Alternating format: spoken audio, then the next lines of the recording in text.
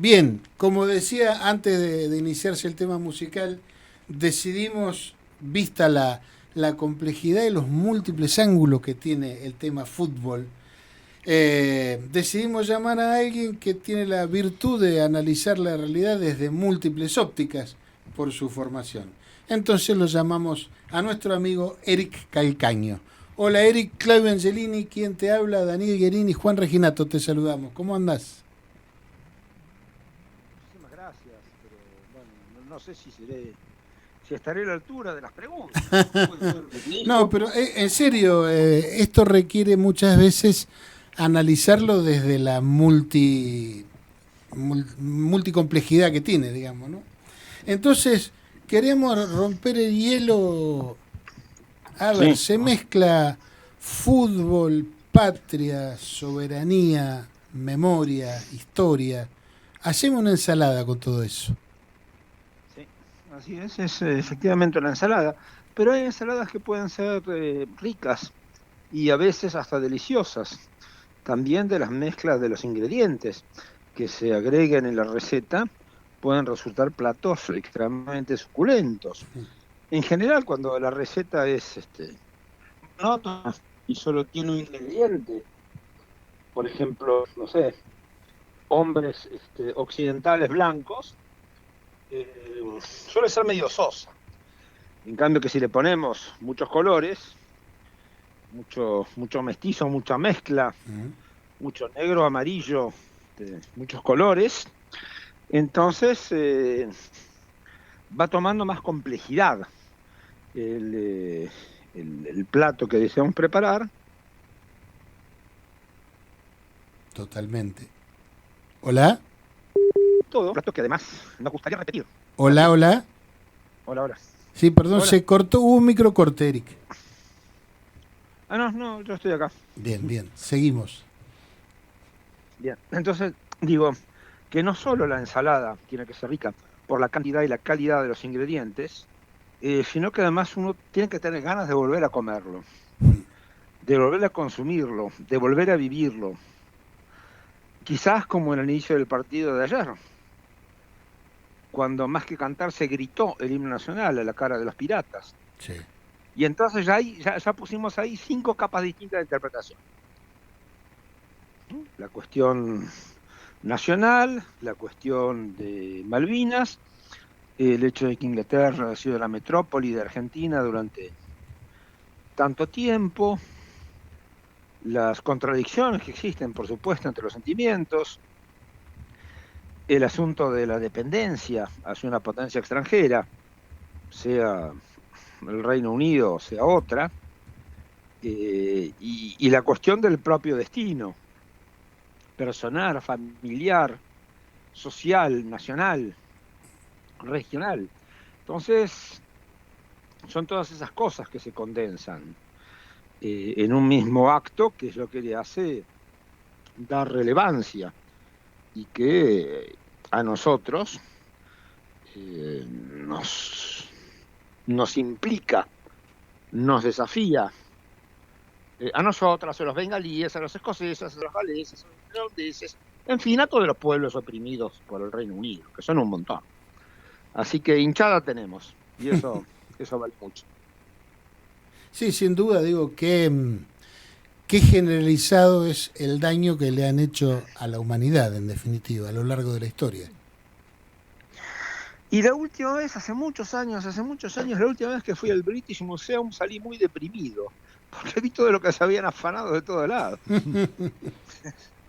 Entonces, los frisos del Partenón son para ver en el Partenón, en Grecia, no en una sala donde además es una ciudad que es como Londres, que suele tener climas poco clementes, y que esas obras de arte, pensadas por Fidias, creo, el escultor del siglo de Pericles, era para tener el Mediterráneo de fondo. Uno no puede agarrar una parte y pensar que eso es el todo. Y por eso mismo también es muy difícil agarrar una parte, que puede ser nada más que el fútbol, y tratar de diferenciarlo del todo, que es la situación argentina, la situación social, el régimen de Milei, lo que está sucediendo, y bueno, el hecho de que una nave de guerra británica haya surcado aguas argentinas sin que el gobierno haga nada. Tal cual. Entonces es ahí donde uno dice, caramba, ¿estaré bien representado o no? Ahora, Eric, yo te quiero preguntar, mirándonos al interior de los argentinos, ¿cómo es que de pronto hay un estallido de patriotismo? Porque no tengo por qué pensar que es otra cosa, es patriotismo, es amor por la patria. Pero ¿cómo se lleva eso con la aparente indiferencia ante cosas que nos están pasando, nos están robando delante de las narices y parecería ser que no hay respuesta? ¿Qué nos está pasando? Bueno, a mí me parece que el concepto de patria o de pertenencia a una patria depende también de las condiciones sociales de la existencia. Para el pobre, la patria es un sentimiento primario de pertenencia, habida cuenta que está desalojado de todo del sistema tal cual está hoy. Entonces, es una manera de ser argentino o una manera de ser ciudadano. En las clases más altas, de esos que ahora compran o fletan jets privados para ir a ver la final contra España, la patria es una especie de hobby. La patria es el bolsillo. Cuando los sectores dominantes en la Argentina quieren defender sus intereses, utilizan la palabra patria. Ejemplo, el fraude patriótico de la década del 30, década infame, Sí. en el cual, bueno, no, la patria era la patria de los terratenientes y de todas las personas que estaban articuladas con el Reino Unido en esa época.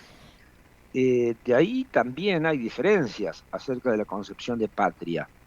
Eh, para muchos países, en especial europeos, la patria es algo que ha existido en el pasado y tratan de volver a ello. Una empresa, por cierto, imposible, pero eso es lo que alimenta la extrema derecha, la xenofobia, el odio a los inmigrantes.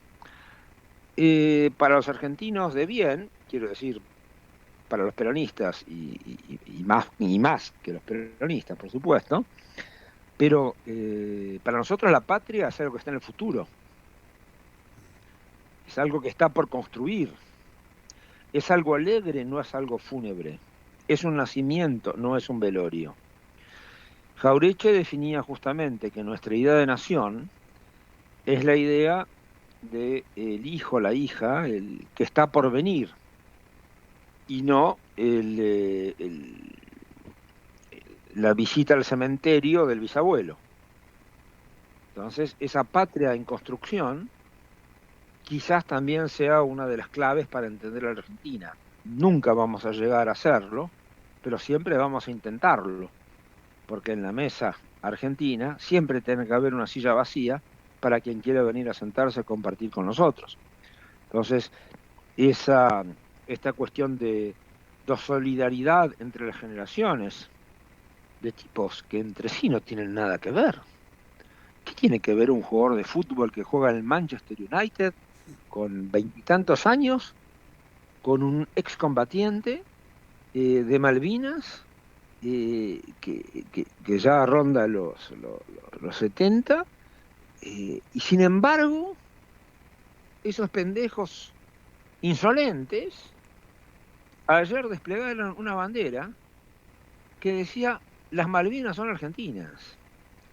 Pero no era una bandera impresa únicamente, era un cacho de sábana que estaba hecho con un fibrón o con un aerosol.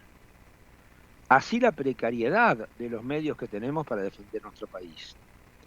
Pero al mismo tiempo, con ese trapo, porque para nosotros aguantar los trapos significa estar dispuestos a pelear, pero al mismo tiempo, que tipos que se lo han ganado bien y que son justamente reconocidos en otras partes del mundo, decidan jugar su reputación o hasta quizás su trabajo simplemente para decir las Malvinas son argentinas, es un hecho que no nos va a hacer que recuperemos las islas. pero sí es un hecho simbólico de primera magnitud. Y es ahí donde la famosa batalla cultural de Milei hace agua por todas partes. Porque con un trapo, por glorioso que sea, te hacemos tambalear todo tu relato, y tan sólido no sos. Y da la impresión que es medio inglés, ¿no? Se meten todos atrás y tratan de defender. Sí, sí. Eric, Juan Resinato te saluda al aire. ¿Cómo estás? Hola Juan, ¿cómo estás? Bien. Bueno, vos has tenido experiencia con la diplomacia. ¿Cuánto incide este tipo de manifestaciones impredecibles, imprevistas o no? ¿Sí? Depende de quién. Ayer decíamos prohibirle a la hinchada argentina que lleve banderas de Malvinas es casi una invitación a que lo haga. Por supuesto, pero evidentemente es el decreto 4161. Exactamente. Vamos por ahí. ¿Cuánto incide ese tipo de hechos, o si incide de alguna manera, en los aspectos más centrales de lo que es la diplomacia? Mira, a mí me parece que vos dijiste la palabra, sincerar. Es algo que está en el alma del pueblo. Hoy escuché muchos comentarios de que el fútbol argentino es malvinero. Claro, si son los clubes de barrio los que reciben todos los naufragios de la historia y todas las cuestiones personales. Y al mismo tiempo, de ahí forjan a nuestros jugadores y contienen un montón de juventud. En una comunión entre generaciones, ¿no? Porque están los viejos que juegan a las bochas y están las nenas y los nenes también jugando ahí. La comunidad organizada. Entonces, y sí, claro, entonces eso sirve mucho en diplomacia. Porque sí, perdimos una guerra. Sí, el gobierno que la hizo, ¿saben qué? Era un gobierno asqueroso, represor, genocida. Pero guarda, ustedes son los que sostuvieron ese gobierno. Me tocó ser embajador en Francia en el periodo de Néstor Kirchner y fui el primer funcionario argentino que volvió a pisar el Club de París. En realidad es la Dirección del Tesoro de Francia. Y los tipos decían, tienen que pagarlo el Club de París. Yo, sí, nosotros también queremos pagar, porque el Club de París se hizo para financiar un golpe de Estado, como en 1955, contra mi movimiento político, y por lo tanto, ¿saben qué? Queremos terminar con ustedes. No son ustedes los que nos exigen el pago, somos nosotros los que queremos terminar con ustedes. Tanto desde lo económico, evidentemente, desde lo político, pero sobre todo desde lo simbólico. Le tiré los fusilados de José León Suárez, el bombardeo a la Plaza de Mayo. ¿Qué se creen? Como decía San Martín, ¿que los argentinos somos empanadas que se comen de un solo bocado? No, ahí está bien, porque con este gesto de las Malvinas son argentinas, del trapo que puso la selección, primero, no se pone un trapo si no están de acuerdo todos, y sobre todo Messi, que es el capitán. Sí, claro. Entonces ahí es una cuestión fuente ovejuna. Todos lo hicimos. Después, la correspondencia que eso tuvo. Es decir, lo que trata de esconder la oligarquía es la verdadera esencia de nuestra nación. Ellos nos quieren convertir en extranjeros en nuestro propio país. Para ellos, nosotros somos inmigrantes. Somos el aluvión zoológico. Nunca lo han podido superar. Y nosotros siempre hemos elegido el tiempo por sobre la sangre, y ellos han elegido la sangre por sobre el tiempo. Mal no les ha ido, puesto que gobiernan. Sí, están manchados de sangre. Y hablando de manchado de sangre, Daniel... Y nuestra sangre. Obviamente, claro. Siempre es nuestra. Y Eric, voy a buscar tu beta de sociólogo. A ver... Juan decía recién, era una invitación, bueno, había un artículo, según vos había un decreto. Era el decir, te prohíbo hacerlo, era una invitación a hacerlo. Obvio. Eso en el mundo que conoce a 4 argentinos juntos sabe que eso va a ser así, tiene que saberlo, o no entiende nada de nada. Hay algo del imperialismo, no sé cómo llamarlo, de los dirigentes, de los que están manejando, cortando el bacalao en estos tiempos, en el que actúan y definen cosas y hacen cosas que buscan un resultado y que les sale mal el resultado. Provocan lo contrario, lo adverso al resultado. Sería como si los ingleses se sienten ofendidos porque no lo quiere nadie en el mundo entero. ¿Y qué quiere que te quiera quién? Bueno, sí. Y esto de no comprender, estoy muy lejos de un esquema. Es decir, ¿cómo lo llamaría sociológicamente o cómo lo explicaría sociológicamente esto de una clase dominante que pretende cosas que no puede cumplir o que no puede hacer, o que cuando las hace o cuando las provoca lo contrario? La ministra de Seguridad argentina diciendo no van a entrar las banderas de las Malvinas a la cancha. ¿Para quién es? Pero si no tiene jurisdicción. No, pero Está no fuera tiene de jurisdicción. No, está fuera de foco, pero sobre todo no tiene jurisdicción sobre el condado de Atlanta o los condados que componen la aglomeración de Atlanta en Estados Unidos. Por el contrario, el intendente de Atlanta, un afrodescendiente que ya casi lo vimos marchando argentino, con los... Sí, van con los hinchas, pero claro, pero el tipo es un político, el tipo de mucha gente. Epa, esto a mí me sirve. Entonces va y tienes que decir, bueno, sí, vamos a echar por Argentina. Le sirve y le gusta, además, creo que lo veía feliz. Yo creo que sí, que también, bueno, sí, porque es la comunión entre los pueblos. Además, porque los afroamericanos sufrieron la esclavitud. Y la esclavitud en Inglaterra.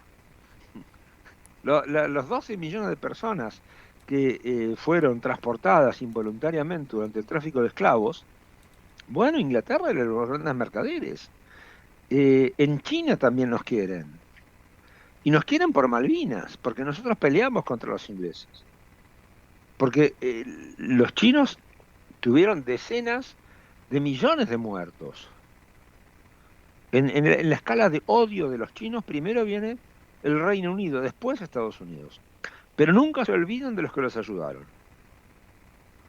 Así, por más poderosa que sea China hoy, y por más compleja que sea la situación de la Federación de Rusia hoy, cuando llegan enviados rusos, los chinos los reciben como si fueran semidioses.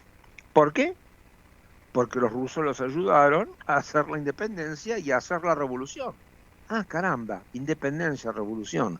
Claro, cosas que nosotros también hicimos en algún momento de nuestra historia. Qué interesante. Entonces, es ahí donde, desde el punto de vista diplomático, uno tiene que entender de qué se trata. Sí, el pobre lo digo de modo despreciativo, el pobre Keir Starmer, un tipo absolutamente anodino, que actualmente es primer ministro del Reino Unido, dijo que iba a pedir a que la FIFA sancione, etcétera. En cambio, un tipo con altura,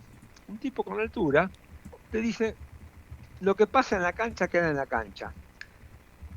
Y ahí cerró el tema. Un tema que le molesta. Pero no, hoy todo el mundo, de los diarios franceses, los diarios rusos, los diarios de acá, ya Malvinas, ¿qué pasó en Malvinas?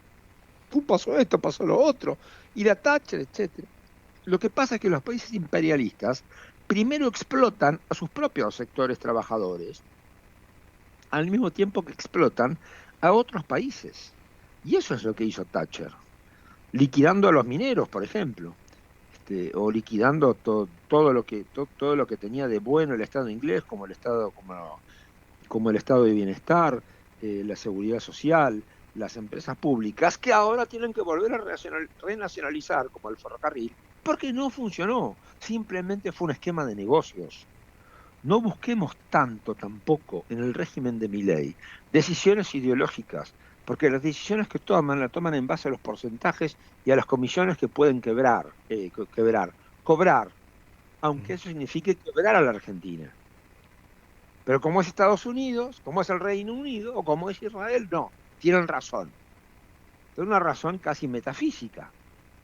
No hay un argumento político para decirlo. Antes era la lucha contra el comunismo. Bueno, ya no existe más el comunismo. Después la lucha contra el narcotráfico. Bueno, pero es un problema grave, pero que podemos enfrentar. No, la lucha contra el terrorismo. Bueno, no, mira, hay terrorismo y terrorismo. Veamos. Claro. Por lo tanto, faltos de todo, faltos de cualquier argumento. Ahora, es la inteligencia artificial que va a resolver todos nuestros problemas gracias a Peter Thiel y Palantir. Entonces, ¿qué me puede decir la inteligencia artificial de lo que pasó con el trapo de anoche? ¿Me puede decir toda la historia de las Malvinas e incluso relatarla bien? ¿Me puede decir la vida de todos los jugadores? ¿Me puede decir hasta su genealogía? Pero la máquina no tiene la vivencia. No tiene la vivencia de haber estado ahí. Como decía Diego Maradona, hay que saber cuánto pesa la Copa del Mundo. Entonces, la inteligencia artificial me va a dar con una precisión atómica cuánto pesa la Copa del Mundo, pero yo no la puedo agarrar. La agarran los que la ganan. Entonces, es ahí donde también uno ve que en esta cuestión hay mucho de saber, mucho de pensamiento, pero mucho de sentimiento. A final del siglo XIX, Ernest Renan dictó una serie de conferencias en la Sorbona que después terminó en un libro llamado ¿Qué es la nación?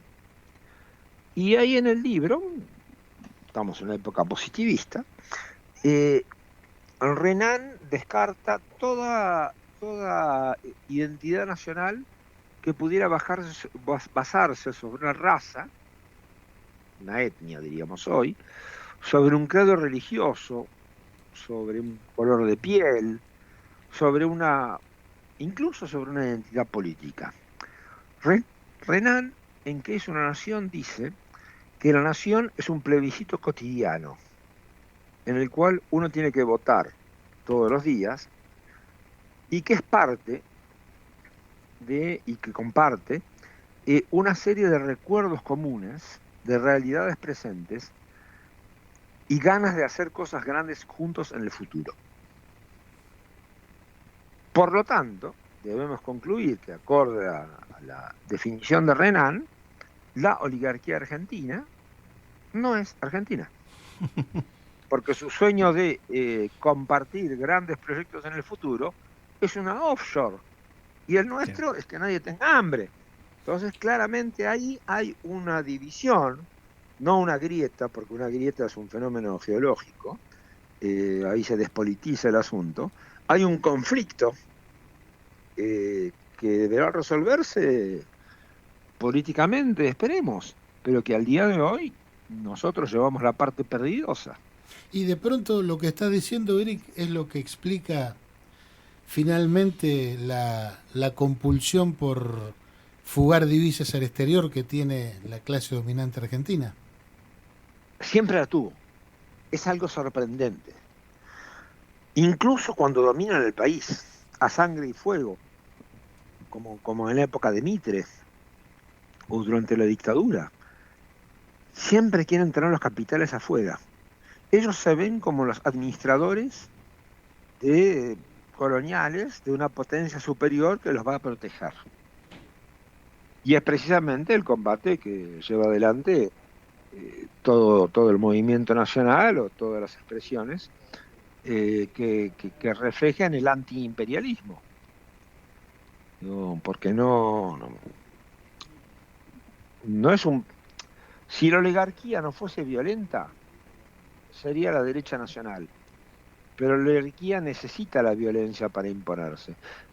Ahora más que nunca necesita el insulto, el agravio, el dejar sin medicamentos a los viejos, sin cuidado de las rutas, desfinanciando la ciencia, la tecnología, destruyendo la educación pública. No vamos a volver a antes de 1945. Nos quieren hacer volver a antes de 1810. Eric, en un momento hiciste una mención a una frase de San Martín. Yo te llevo a otra y la seguimos vinculando con el fútbol. Los muchachos ayer de alguna manera dieron respuesta a esa cuestión que hacía San Martín, de decir, no te preguntes lo que vos podés hacer, lo que hace tu patria por vos, preguntate qué es lo que puede hacer, lo que vos podés hacer por tu patria. Ellos dieron esa respuesta, la respuesta la dieron en la cancha y la terminaron dando poniendo el trapo al final del partido. ¿Qué otros actores están faltando en esto de hacer cada uno lo que hace falta? Me parece que el movimiento nacional hoy no tiene una dirigencia que esté acorde con lo que es la militancia. Me parece que es el problema más grave. No se quiere formular un proyecto de país, o al menos tirar las grandes líneas. No puede ser que los servicios públicos se ganen en manos privadas. Porque las empresas de servicios públicos no son empresas de servicios públicos, son empresas financieras. No les importa dar más y mejor electricidad, o tener más clientes, o más y mejor gas, o tener más clientes. Les importa su cotización en la bolsa de acá, o si no en la bolsa de Estados Unidos. Es la articulación externa la que hay que romper. Esa misma articulación externa que la oligarquía impone a los argentinos, haciéndonos pagar precios internacionales por bienes que son abundantes. Pagamos la carne más cara que en Inglaterra. Bueno, pensémoslo. ¿Dónde es un bien de lujo la carne? Si usted quiere adelgazar, vaya a Inglaterra. Y lo mismo con el petróleo, por supuesto, ¿no? Ahora, en orden a lo que... no saben decirnos cuánto sale un barril de petróleo producido en la Argentina. No saben decirnos cuánto cuesta producir un metro cúbico de gas. Claro. Entonces nos esconden los costos. Y al esconder los costos, pueden poner los precios que quieren. Y esa es una oligarquía rentística. Porque usted me diría, tenemos una oligarquía industrial que explota al obrero, pero tenemos pleno empleo. Y un año después también recibimos las ganancias por productividad. Bueno, vaya y pase. Modelo brasileño, digamos. Pero acá no, acá es, nosotros somos argentinos, o ellos creen que son argentinos, porque pueden pagar $3.000 una entrada para ver a la selección, y el resto no, el resto somos negros. Somos negros, si no de piel, al menos de alma. En orden a lo que estás diciendo, Eric, Sí. podemos esperar, a ver, por ejemplo, hoy no se juntó quórum, el oficialismo no juntó quórum para tratar ese esperpento de inviolabilidad de la propiedad privada. Sí, y nosotros aquí coincidimos en que esa falta de quórum se la debemos al trapo de ayer. Si esto fuera así, ¿podemos esperar un cambio de actitud, tanto en el gobierno como en la oposición también? No, el gobierno va a seguir haciendo negocios, creyendo que va a durar por siempre, embarcado que está en las teorías conspirativas y en esta ideología del iluminismo oscuro que propagan desde todos estos grandes iluminismo oscuro, sí, la ilustración oscura, claro. Un oxímoron que practican tipos como Peter Thiel, Elon Musk y toda esa banda de multimillonarios que sí, efectivamente tienen mucha plata, pero no tienen razón. Perón nos había advertido, no hay nada peor que un bruto con iniciativa, pero tenemos que hacer una actuación doctrinaria porque el general se olvidó de pensar lo que sería un facho con guita. Bueno, eso es lo que tenemos, fachos con guita. Y a partir de ahí, tener no solo una política de confrontación hacia el régimen, sino decir, bueno, acá tenemos que remunerar los trabajos de cuidado. Las mujeres trabajan 2 veces más que todos, y las cocineras comunitarias. Hay trabajos que no son remunerados. Eso es lo que nosotros tenemos que remunerar. Porque eso hace parte de la creación de la riqueza y permite que la sociedad pueda reproducirse en el tiempo. Entonces, hay que discutir la propiedad de las empresas que son monopolios naturales. Al menos hay que pensar una inteligencia artificial que sea de índole nacional y que sirva para resolver nuestros problemas y no para generarle renta a Thiel, Elon Musk, ChatGPT o lo que sea, a cambio de nuestros recursos. Digo, es una locura, pero es una locura tan grande que ya no conocen límites. Y es hora de poner límites.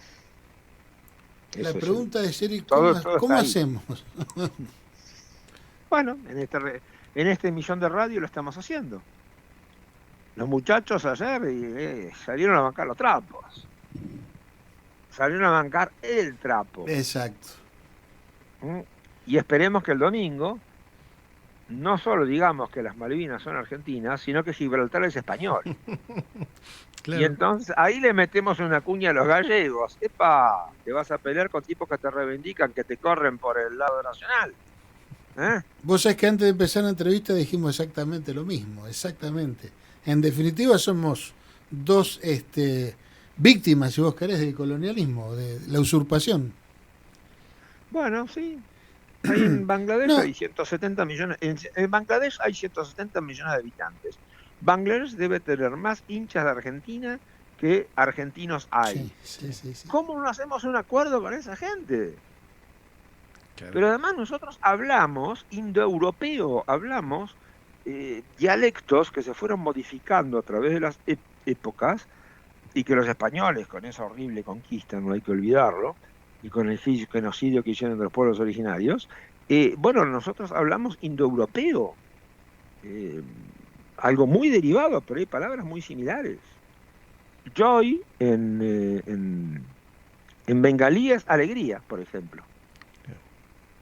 Alegría o grandeza, por eso el libertador de Bangladesh, el grito era Joy Bangla, ¿sí ves?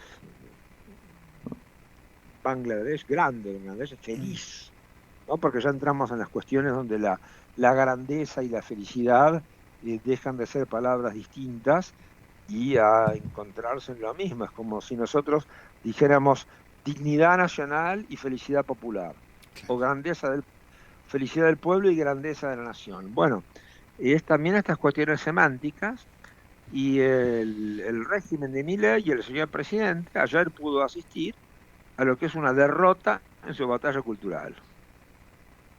Porque una veintena de muchachos le pusieron a la faz del mundo, desnudaron toda la hipocresía. Estaba leyendo por ahí unas declaraciones de un jugador español. Me sale Cascallares, pero no es Cascallares, Cascanueces, bueno, no importa. Un jugador español que decía: el domingo nos vamos a enfrentar con gente, con hombres, que tienen más patria que sus dirigentes. Lo cual es un buen homenaje. Pues, ¿qué te parece?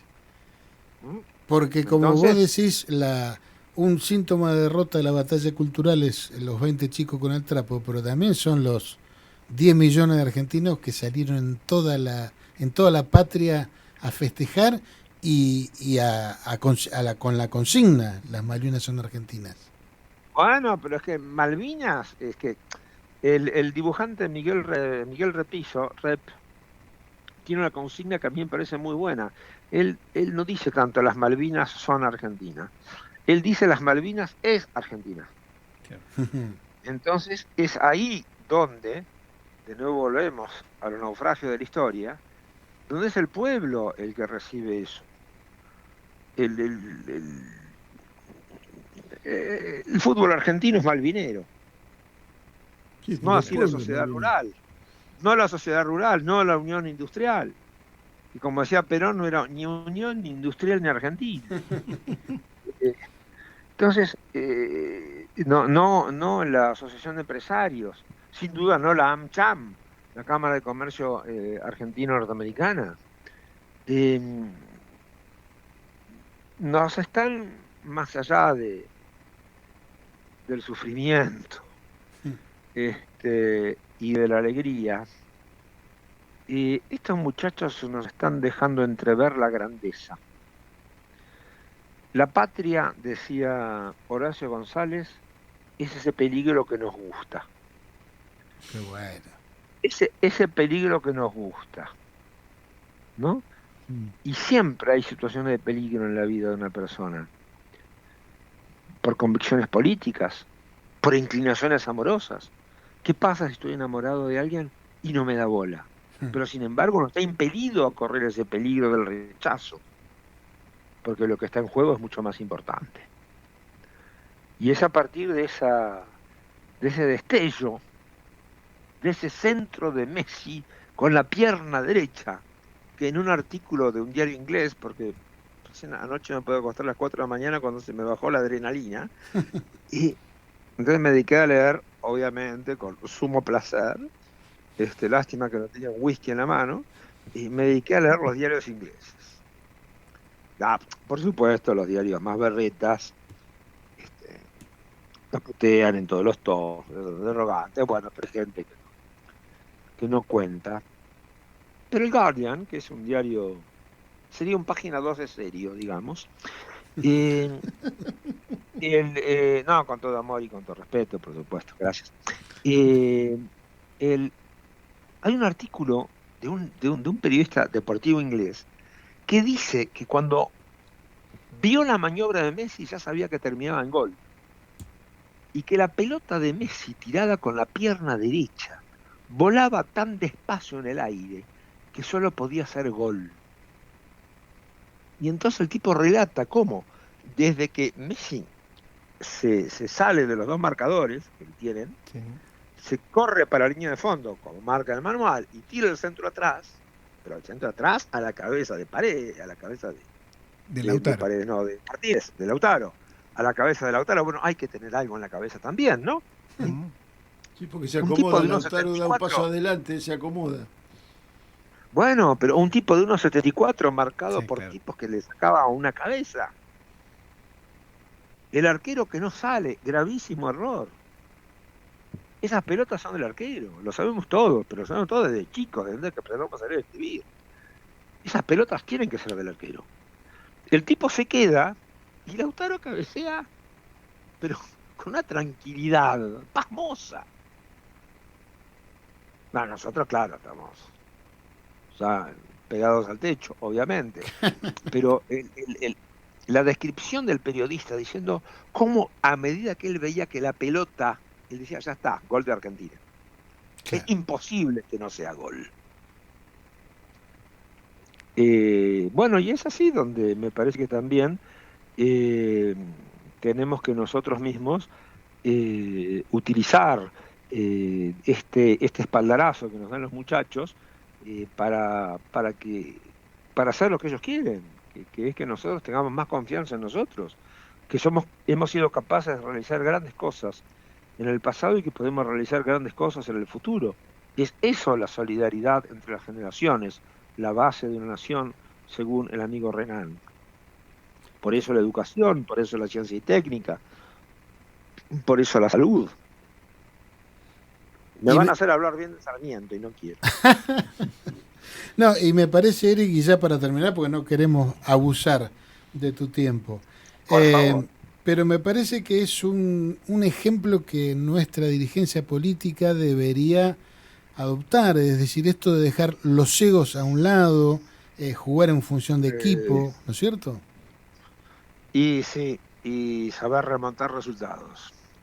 Porque reconozcámoslo, el 2-0 abajo con Egipto, la correlación de fuerzas no era favorable. Entonces, ¿qué tendría que haber hecho el equipo argentino? Irse y dejar que Egipto gane 2-0. O cuando nos metió el gol en Inglaterra, la correlación de fuerzas no era favorable. Si le seguimos dando bola a la correlación de fuerzas, vamos a tener un peronismo presentable, que no será ni siquiera argentino, y que le hará sonrisitas al establishment, y que será un mileísmo con cara humana, cosa imposible, pero que ya experimentamos en los 90. Pero lo podemos intentar, ¿eh? Y bueno, entonces no los tentemos, no los tentemos, que son muchos, son demasiados. Y que todos aquellos o aquellas que tocaron la propiedad de la oligarquía terminaron o están en prisión. Por ejemplo, de Cristina, de Devido, de Amado Vudú, de Milagros, digo, la patria de esta gente es la propiedad. Y es justamente lo que la doctrina social de la Iglesia, que es una base fundamental de nuestra doctrina, dice que la propiedad está en función social y que existe el destino universal de los bienes, es decir, que hay que usar los bienes que uno tiene en propiedad privada para el bien común. Entonces, me parece que es a partir de ahí que tenemos que trabajar y no creyendo que los individualismos pueden salvarlo todo. Este gobierno es la suma de todo lo malo desde 1955. Y sin embargo, si cortamos una sábana y le pintamos alguna consigna, quizás funcione. Yo sugiero liberación o dependencia.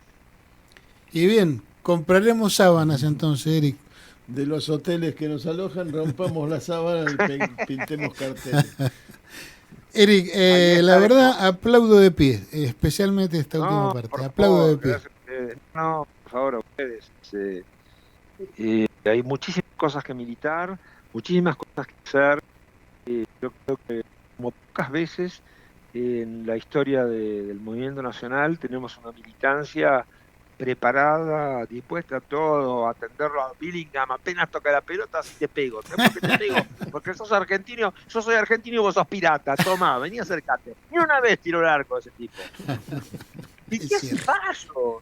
Tipos que vienen de África, Claro. que fueron esclavizados, peleando por el imperio. Pero qué cipayos, aguante Cabo Verde. ¿Qué pasa con eso? Dios mío. Bueno, un gusto, compañeros, acá siempre dispuesto. 1.000.000 de gracias, Muchas Eric, hasta gracias, cada sí. momento. Un abrazo. Abrazos.